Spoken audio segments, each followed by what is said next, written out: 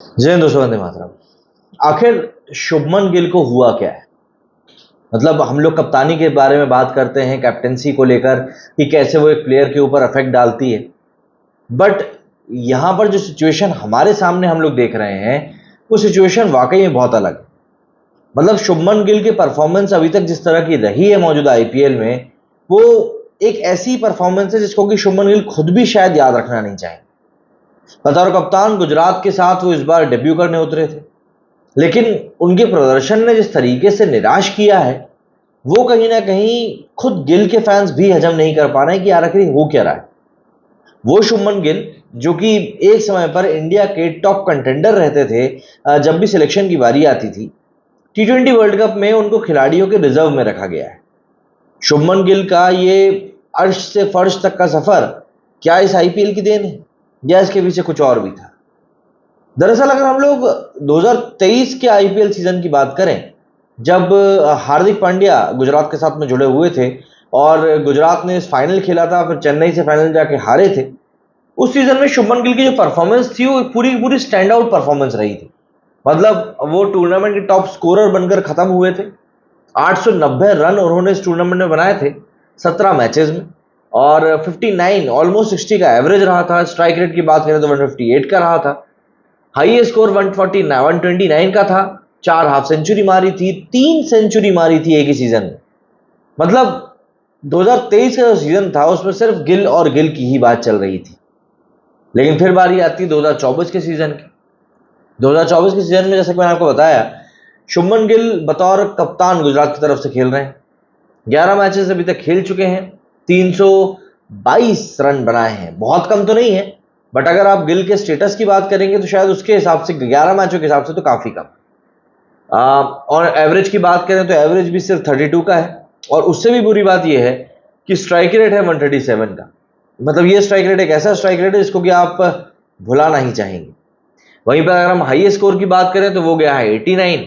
250 मारी है, 28 चौके मारे हैं और 9 छक्के मारे हैं।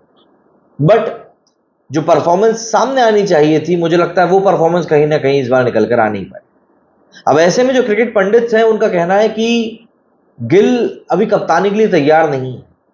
जिस तरीके से वो प्लेयर्स को मार्च कर रहे हैं, उसको देखकर ये बात क्लियर तौर पर समझ में आती है कि Shubman Gill is not ready for the captaincy. और देखिए, वैसे भी उनको कप्तानी जिन हालातों में मिली थी, एक्सपेक्टेड तो बिल्कुल भी नहीं था। हार्दिक पांड्या ने सडनली गुजरात को छोड़ने का फैसला कर लिया, और फिर उसके बाद में चीजें बद से बदतर ही होती चली गई जीटी के लिए। इस समय जीटी की अगर हम लोग बात करें तो पॉइंट्स टेबल में भी उनकी कोई हालत ज्यादा ठीक नहीं है। मतलब एक हम कहते हैं ना कि हाँ ठीक है, इफ एंड बट वाली सिचुएशन चल रही है। मतलब इस समय 6वें नंबर, सॉरी 9th नंबर पर गुजरात टाइटंस बैठी हुई है। 11 मैचेस खेल लिए हैं, 4 मैच ही सिर्फ जीते हैं, 8 पॉइंट है। बचे हुए 3 मैचेस को अगर वो जीत भी लेते हैं तो उनके पॉइंट 14 हो पाएंगे। बट उसके बावजूद भी इफ एंड बट वाली सिचुएशन पूरे टाइम बनी रहेगी। गिल के लिए ये सीजन एक अनफॉरगेटेबल सीजन की तरह जा रहा है, और इसी दौरान T20 वर्ल्ड कप की टीम में भी जब उनका सिलेक्शन नहीं हुआ, उनको रिजर्व में रखा गया, तो ये भी किसी झटके से कम नहीं था। बट फिर हमको ये बात भी देखनी पड़ेगी कि भाई मतलब गिल का कैप्टनसी के कारण क्या असर हो रहा है। अगर हम लोग बात करें तो सचिन तेंदुलकर को जब कप्तानी दी गई थी, तब उनके साथ भी यही वाली दिक्कत हुई थी। मतलब टीम इंडिया जीत नहीं रही थी, वो इंडिविजुअल कैपेसिटी में परफॉर्म कर रहे थे। फिर एक टाइम आया जब उन्होंने परफॉर्मेंस भी देना बंद कर दी और इंडिया तब भी नहीं जीत रही थी। कई लोगों ने हालांकि तब कहा था कि सचिन को दूसरे प्लेयर सपोर्ट नहीं कर रहे हैं। बट देखिए, इन दी एंड टीम की परफॉर्मेंस देखकर ही बात की जाती है। और इस समय यहाँ पर शुभमन गिल की जो सिचुएशन है वो भी कुछ ऐसी ही है। शुभमन गिल को समझ में नहीं आ रहा है क्या चीज चलेगी और क्या चीज नहीं चलेगी, और आशीष नेहरा का साथ भी उनके लिए कुछ ज्यादा फल निकाल कर दे नहीं रहा है। अगर हम लोग बात करें तो एक मेजर ड्रॉबैक ये भी इस समय गुजरात के साथ में कि उनके पास मोहम्मद शामी की सर्विसेज नहीं है। दरअसल हार्दिक पांड्या और मोहम्मद शामी दो ऐसे इंपैक्टफुल प्लेयर थे गुजरात के लिए, जिसमें कि हार्दिक पांड्या तो बैट और बॉल दोनों से ही परफॉर्म कर रहे थे, और वहीं अगर बात करें शामी की, तो भाई उन्होंने तो गेंदबाजी में समा ही बांध के रखा था।